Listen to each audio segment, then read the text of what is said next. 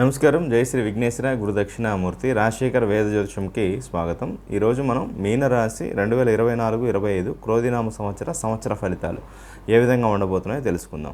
ఇక్కడ మనకి మీనరాశికి ఈ సంవత్సరం ఎలా ఉండబోతుంది, ఏ రంగాల వారికి ఏ విధంగా ఉండబోతుంది, నెక్స్ట్ స్త్రీలకు ఏ విధంగా ఉండబోతుంది, విద్యార్థులు వ్యాపారస్తులకు ఏ విధంగా ఉండబోతుంది, ఉద్యోగస్తులకి ఒక ముఖ్యమైనటువంటి సూచన చేయబోతున్నాను. అది కూడా చాలా ముఖ్యమైనటువంటిది. సో వీడియో అనేది పూర్తిగా చూసినట్లయితే అన్ని విషయాలు మీకు అర్థమవుతాయి.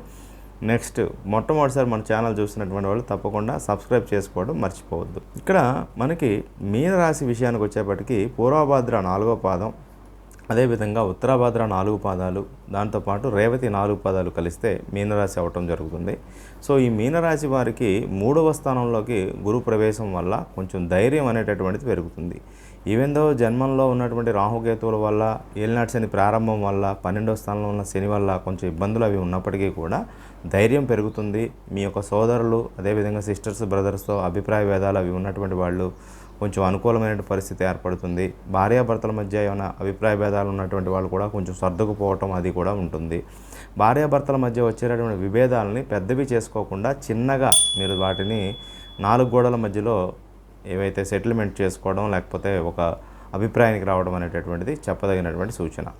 నెక్స్ట్ వివాహం కానటువంటి వాళ్ళకి తప్పకుండా వివాహం అవడానికి ఎక్కువ శాతం అవకాశాలు అవి ఉన్నాయి. సంతాన పరంగా కూడా సంతానం లేనటువంటి వాళ్ళకి ఎక్కువ కాలం దీర్ఘకాలం సంతానం కోసం ఎదురు చూస్తున్నటువంటి వాళ్ళకి ఈ సమయం అనేటటువంటిది చాలా మంచి అనుకూలంగా ఉండటానికి అవకాశం అది కనబడుతూ ఉంది. మీకు కొంచెం ధైర్యం అది తగ్గుతున్నప్పటికీ కూడా కొంచెం దైవబలం వల్ల, లేకపోతే మీ సోదరుల వల్ల, మిత్రుల వల్ల మీకు ఏదో రకంగా సహకారం అనేటటువంటి దొరకటం, దాంతో మీరు ముందడుగు వేయటం చాలా మంచి అనుకూలతలు అవి కనబడుతున్నాయి. ఉద్యోగులు వాళ్ళు ఎవరైతే కొన్ని సంవత్సరాల నుంచి జాబ్ చేంజ్ కోసం ఎదురు చూస్తున్నటువంటి వాళ్ళు ఈ సంవత్సరం మీరు ఖచ్చితంగా జాబ్ చేంజ్ని ఖచ్చితంగా తీసుకోండి. ఎందుకంటే తర్వాత మీకు మీనరాశిలోకి వచ్చిన తర్వాత, అదేవిధంగా ఇక్కడ ఒక 1.5 ఇయర్ అంటే ఒక 4 ఇయర్స్ వరకు మీకు జన్మ రాశిలోకి వచ్చేటటువంటి ఏలినాటి శని ఉండటం మూలకంగా మనకి ఇప్పుడు ఒక చేంజ్ తీసుకోవడం అనేటటువంటిది చాలా అనుకూలంగా ఉంటుంది. తర్వాత ఏంటంటే ఈ 1.5 ఇయర్లో ఇప్పుడే మీరు జాబ్ చేంజ్ అవ్వటం వల్ల కొంచెం అనుకూలతలు అవి కనబడతాయి. అక్కడ మీరు సెట్ అవ్వడానికి వాటికి కూడా కొంత టైం పడుతుంది కాబట్టి సో ఏమైనా ఇబ్బందులు అవి ఉన్నా కూడా మీ యొక్క పర్ఫార్మెన్స్ అనేటటువంటిది హైయర్ అథారిటీస్కి అర్థం అవటం జరుగుతుంది. నెక్స్ట్ విదేశీయాన సంబంధమైనటువంటివి, లేకపోతే ఉన్నత విద్యకి చేసేటటువంటి ప్రయత్నాలు అనుకూలంగా ఉంటాయి. కాకపోతే ఫస్ట్ అటెంప్ట్ సెకండ్ అటెంప్ట్లో మీకు అవ్వకపోయినప్పటికి కూడా ఖచ్చితంగా అవ్వడానికి ఎక్కువ శాతం అవకాశాలు అవి ఉన్నాయి. దానికి శనేశ్వరుని యొక్క అనుగ్రహం కోసం శనికి చక్కగా తైలాభిషేకాలు అవి చేయించుకోండి. చేయించడం వల్ల ఆ శని ప్రీతి కలిగి మీకు అన్ని రకాలుగా కూడా లాభం అది కూడా కలిగి ఒక మంచి యూనివర్సిటీలో సీట్ అది పొందడానికి అవకాశం ఉంది. కొంతకాలం ఏమైనా ఉద్యోగస్తులు కూడా కొంతకాలం ఫారెన్ ట్రిప్ వెళ్ళి రావడానికి కూడా అవకాశాలు ఉన్నాయి. కొంచెం డిస్టర్బెన్సెస్ అవి ఉంటాయి, కానీ వాటిని పట్టించుకోవద్దు. మీరు అదృష్టం అది తోడవుతుంది. ఇల్లు కానీ, స్థలం కానీ, పొలం కానీ తీసుకోవడానికి కూడా అవకాశాలు అవి బాగా కనబడుతూ ఉన్నాయి. వ్యాపారస్తులకు కూడా అనుకూలంగానే కనబడుతుంది. కొంచెం ఆప్త బిందువులు, లేకపోతే వాళ్ళ యొక్క ఆరోగ్యం కానీ, వాళ్ళ యొక్క మరణ వార్తలు ఇట్లాంటివి వినడానికి అవకాశం ఉంది.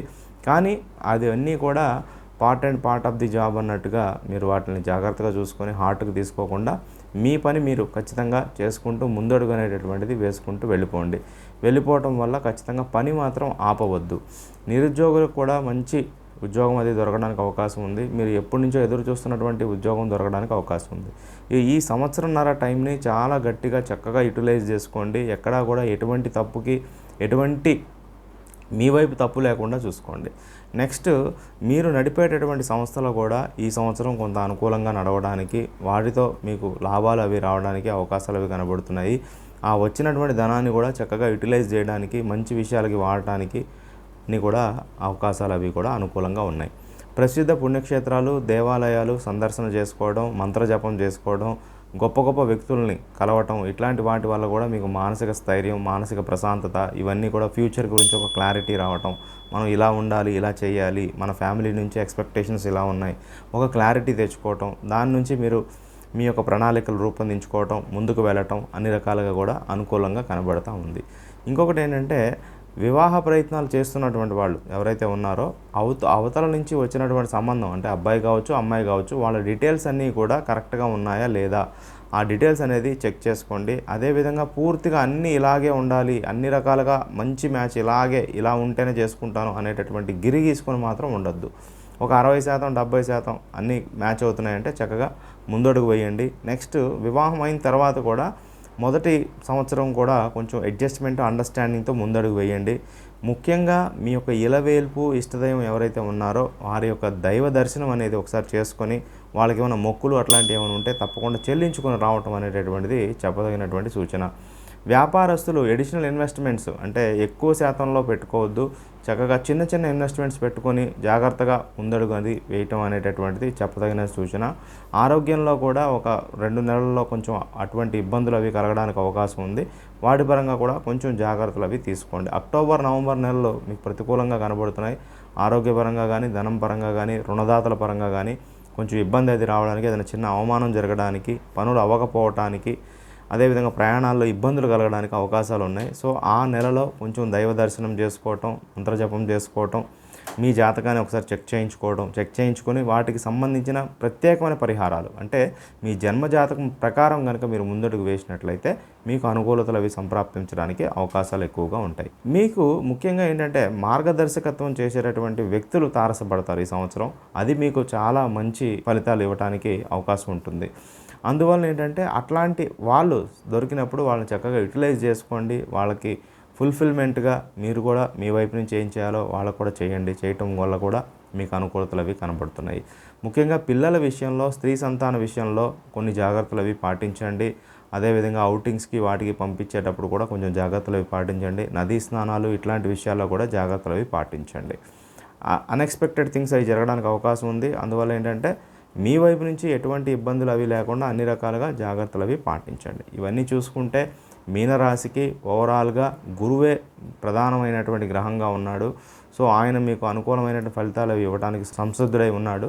సో ఆయన నుంచి పొందాల్సినటువంటి పూర్తి ఫలాలు మీరు పొందండి. దాంతోపాటు మీ జీవితంలో ముఖ్యమైన నిర్ణయాలన్నీ కూడా ఈ సంవత్సరం తీసుకోండి.